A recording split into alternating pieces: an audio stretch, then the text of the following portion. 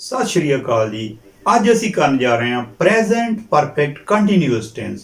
ਉਹਦੇ ਵਿੱਚ ਆਪਾਂ ਸਭ ਤੋਂ ਪਹਿਲਾਂ ਉਹਦੀ ਪੰਜਾਬੀ ਦੀ ਪਹਿਚਾਣ ਕਰਾਂਗੇ ਕਿ ਪੰਜਾਬੀ ਦੇ ਵਾਕਾਂ ਦੇ ਅੰਤ ਵਿੱਚ ਤੋਂ ਰਿਹਾ ਹੈ, ਤੋਂ ਰਹੀ ਹੈ, ਤੋਂ ਰਹੇ ਹਨ, ਤੋਂ ਰਹੀਆਂ ਹਨ ਲੱਗਾ ਹੁੰਦਾ ਹੈ। ਇਹ ਤੋਂ ਸਾਨੂੰ ਪਤਾ ਲੱਗ ਜਾਂਦਾ ਕਿ ਇਹ ਪ੍ਰੈਜ਼ੈਂਟ ਪਰਫੈਕਟ ਕੰਟੀਨਿਊਅਸ ਟੈਂਸ ਆ।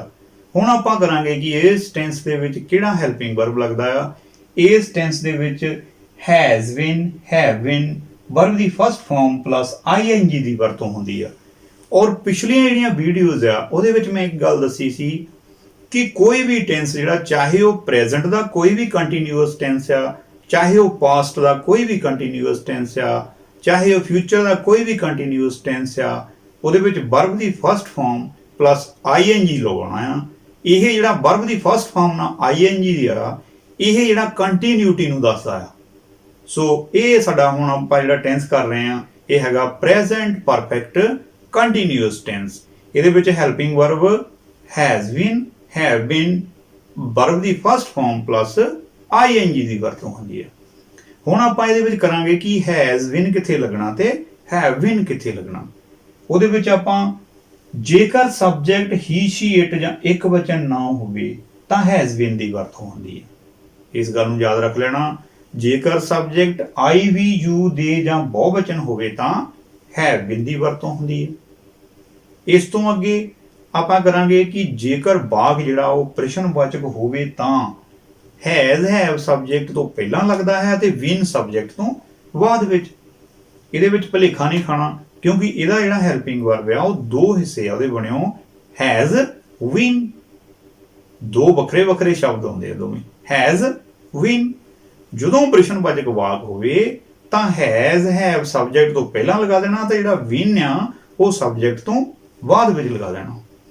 ਹੁਣ ਇਦਾਂ ਹੀ ਜਦੋਂ ਨੈਗੇਟਿਵ ਸੈਂਟੈਂਸ ਹੋਵੇ ਇਹਦੇ ਵਿੱਚ ਜਦੋਂ ਨਾਵਾਚਕ ਹੋਵੇ ਤਾਂ ਹੈਜ਼ ਨੋਟ ਬੀਨ ਤੇ ਹੈਵ ਨੋਟ ਬੀਨ। ਕਿ ਆਪਾਂ ਫਿਰ ਉਦਾਂ ਹੀ ਕਰਨਾ, ਜਿਹੜਾ ਨੋਟ ਆ ਉਹ ਇਹਦੇ ਵਿਚਕਾਰ ਲੱਗ ਗਿਆ, ਹੈਜ਼ ਬੀਨ ਦੇ ਵਿਚਕਾਰ ਲੱਗ ਗਿਆ, ਉਹ ਬਣ ਗਿਆ ਹੈਜ਼ ਨੋਟ ਬੀਨ ਤੇ ਹੈਵ ਨੋਟ ਬੀਨ। ਇਹ ਸੀਗਾ ਇਹਦਾ ਨੈਗੇਟਿਵ ਸੈਂਟੈਂਸ ਜਿਹੜੇ ਆ ਆਪਾਂ ਕਿੱਦਾਂ ਕਰਨੇ ਆ। ਹੁਣ ਇਹਦੇ ਵਿੱਚ ਇੱਕ ਗੱਲ ਜਿਹੜੀ ਆ ਬਹੁਤ ਹੀ ਮਹੱਤਵਪੂਰਨ ਗੱਲ ਜਿਹੜੀ ਆ ਧਿਆਨ ਦੇਣ ਯੋਗ ਜਿਹੜੀ ਗੱਲ ਉਹ ਇਹ ਆ ਕਿ ਇਸ ਟੈਂਸ ਵਿੱਚ ਸਮਾਂ ਦਿੱਤਾ ਗਿਆ ਹੁੰਦਾ ਆ। ਜੇਕਰ ਸਮਾਂ ਨਿਸ਼ਚਿਤ ਹੋਵੇ ਤਾਂ ਸਿੰਸ, ਔਰ ਜੇਕਰ ਸਮਾਂ ਅਨਿਸ਼ਚਿਤ ਹੋਵੇ ਤਾਂ ਫਾਰ ਦੀ ਵਰਤੋਂ ਹੁੰਦੀ ਹੈ। ਕਿਉਂਕਿ ਜਦੋਂ ਵਾਕ ਇਹਦਾ ਲਿਖਿਆ ਪੰਜਾਬੀ ਦੇ ਵਿੱਚ ਆਉਂਦਾ ਆ ਤੇ ਆਮ ਤੌਰ ਤੇ ਭੁਲੇਖਾ ਪੈ ਜਾਂਦਾ ਪ੍ਰੈਜ਼ੈਂਟ ਕੰਟੀਨਿਊਅਸ ਟੈਂਸ ਨਾਲ। ਕਿਉਂਕਿ ਜਿਹੜੀ ਪਹਿਚਾਣ ਦੱਸੀ ਹੈ ਨਾ ਤੋਂ ਰਿਹਾ ਹੈ, ਇਹ ਸਾਰਾ ਇਕੱਠੇ ਨਹੀਂ ਲਿਖਿਆ ਹੁੰਦਾ। ਤੋਂ ਪਹਿਲਾਂ ਆਉਂਦਾ, ਰਿਹਾ ਹੈ ਬਾਅਦ ਚ ਹੁੰਦਾ ਆ। ਔਰ ਕੀ ਆਮ ਤੌਰ ਤੇ ਭੁਲੇਖਾ ਪੈ ਜਾਂਦਾ ਕਿ ਖਰਿਆ ਪ੍ਰੈਜ਼ੈਂਟ ਕੰਟੀਨਿਊਅਸ ਟੈਂਸ ਆ। ਇਸ ਚੀਜ਼ ਦਾ ਆਪਾਂ ਧਿਆਨ ਰੱਖਣਾ ਕਿ ਜਿਹੜਾ ਪ੍ਰੈਜ਼ੈਂਟ ਕੰਟੀਨਿਊਅਸ ਟੈਂਸ ਆ ਉਹਦੇ ਵਿੱਚ ਸਮਾਂ ਨਹੀਂ ਹੁੰਦਾ ਤੇ ਜਿਹੜਾ ਪ੍ਰੈਜ਼ੈਂਟ ਪਰਫੈਕਟ ਕੰਟੀਨਿਊਅਸ ਟੈਂਸ ਆ ਉਹਦੇ ਵਿੱਚ ਸਮਾਂ ਦਿੱਤਾ ਗਿਆ ਹੁੰਦਾ ਆ।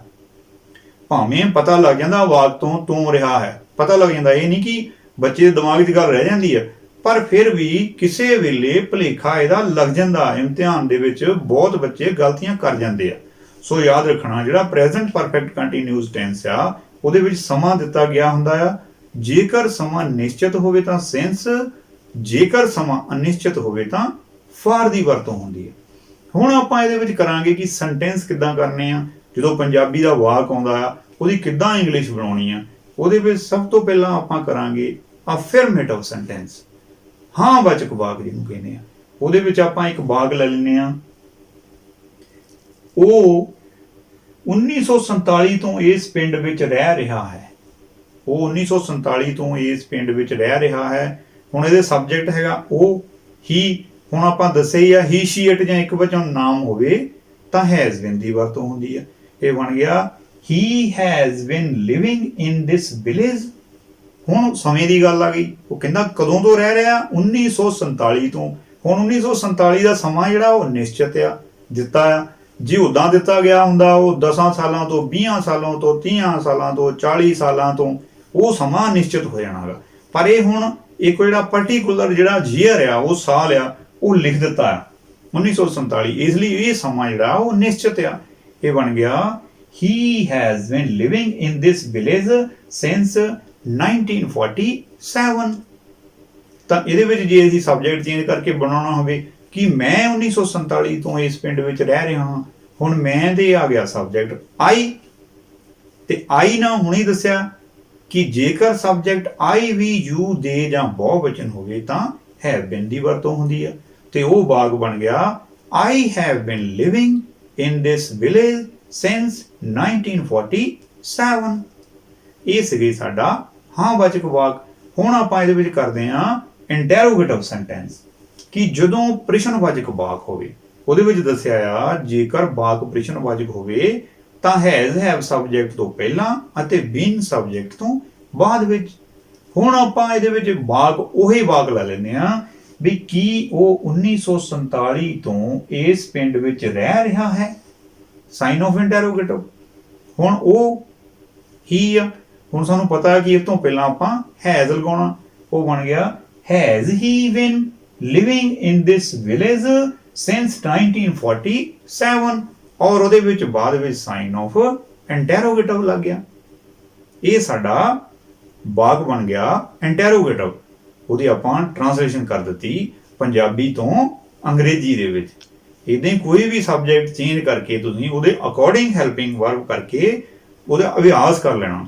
ਹੁਣ ਅੱਗੇ ਆਪਾਂ ਕਰਦੇ ਹਾਂ ਨੈਗੇਟਿਵ ਸੈਂਟੈਂਸ, ਨਾਵਾਚਕ ਵਾਕ।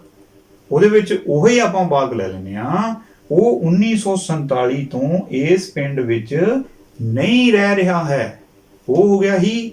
ਹੁਣ ਜਦੋਂ ਤੁਹਾਨੂੰ ਦੱਸਿਆ ਜੇਕਰ ਵਾਕ ਨਾਵਾਚਕ ਹੋਵੇ ਤਾਂ ਹੈਜ਼ ਨਾਟ ਬੀਨ ਤੇ ਹੈਵ ਨਾਟ ਬੀਨ। ਹੁਣ ਹੀ ਨਾ ਲੱਗ ਗਿਆ he has not been living in this village since 1947। ਇਹ ਬਣ ਗਿਆ ਸੈਂਟੈਂਸ। ਹੁਣ ਬੱਚਿਓ ਇਹ ਬਹੁਤ ਹੀ ਸੌਖਾ ਟੈਂਸ ਆ, ਕੋਈ ਔਖੀ ਗੱਲ ਨਹੀਂ। ਤੁਸੀਂ ਇੱਕ ਸਿਰਫ ਇੰਨਾ ਹੀ ਦੇਖਣਾ ਕਿ ਪ੍ਰੈਜ਼ੈਂਟ ਕੰਟੀਨਿਊਸ ਦੇ ਨਾਲ ਤੁਹਾਨੂੰ ਇਹਦਾ ਭੁਲੇਖਾ ਨਾ ਪਵੇ। ਤੁਸੀਂ ਦੇਖ ਲੈਣਾ ਇਹਦੇ ਵਿੱਚ ਸਮਾਂ ਦਿੱਤਾ ਗਿਆ ਹੈ। ਹੁਣ ਮੈਂ ਕੁਝ ਵਾਕ ਦੱਸਦਾ ਜਿਹੜੇ ਬਹੁਤ ਹੀ ਇੰਪੋਰਟੈਂਟ ਆ, ਨਾਲੇ ਮੈਂ ਇੱਕ ਸੈਂਟੈਂਸ ਉਹਦੇ ਵਿੱਚ ਪ੍ਰੈਜ਼ੈਂਟ ਕੰਟੀਨਿਊਸ ਦਾ ਲਿਖ ਦੇਣਾ ਤੇ ਦੂਸਰਾ ਜਿਹੜਾ ਸੈਂਟੈਂਸ ਆ ਉਹ ਪ੍ਰੈਜ਼ੈਂਟ ਪਰਫੈਕਟ ਕੰਟੀਨਿਊਸ ਦਾ। ਉਹ ਸਾਰੀ ਗੱਲ ਤੁਹਾਨੂੰ ਕਲੀਅਰ ਹੋ ਜਾਣੀ ਆ। ਹੁਣ ਇਹਦੇ ਵਿੱਚ ਆਪਾਂ ਇੱਕ ਵਾਕ ਲਿਖ ਲੈਨੇ ਆ, ਮੈਂ ਹਾਕੀ ਖੇਡ ਰਿਹਾ ਹਾਂ।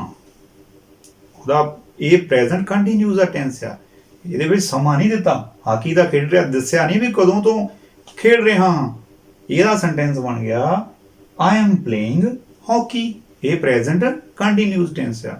ਤੇ ਦੂਸਰਾ ਇਸੇ ਟੈਂਸ ਦਾ ਵਾਕ ਉਹ ਇਹ ਹੋਣਾ, ਮੈਂ 2 ਘੰਟਿਆਂ ਤੋਂ ਹਾਕੀ ਖੇਡ ਰਿਹਾ ਹਾਂ।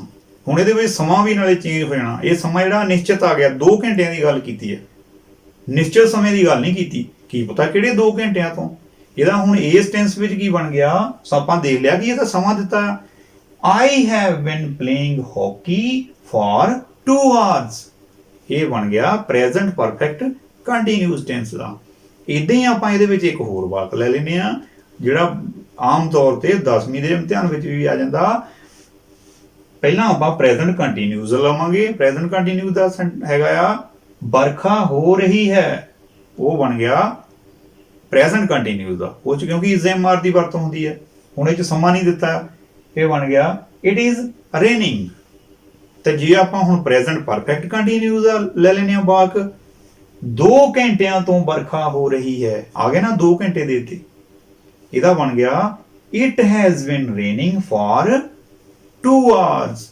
ਸੋ ਇਦਾਂ ਵਾਕ ਤੁਸੀਂ ਵੀ ਬਣਾ ਕੇ ਦੇਖ ਲੈਣੇ ਆ। ਇੱਕ ਸੈਂਟੈਂਸ ਪ੍ਰੈਜ਼ੈਂਟ ਕੰਟੀਨਿਊਸ ਦਾ ਲੈ ਲਿਆ, ਇੱਕ ਪ੍ਰੈਜ਼ੈਂਟ ਪਰਫੈਕਟ ਕੰਟੀਨਿਊਸ ਦਾ ਲੈ ਲਿਆ, ਤੇ ਮੈਂ ਕਹਿੰਦਾ ਕਦੀ ਵੀ ਭੁਲੇਖਾ ਲੱਗ ਹੀ ਨਹੀਂ ਸਕਦਾ।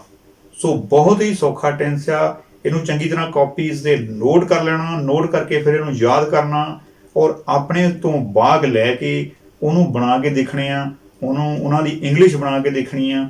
ਤੇ ਆਪਾਂ ਤੁਹਾਨੂੰ ਜਲਦੀ ਅਗਲਾ ਟੈਂਸ ਲੈ ਕੇ ਮਿਲਾਂਗੇ। ਤਦ ਤੱਕ ਲਈ ਧੰਨਵਾਦ।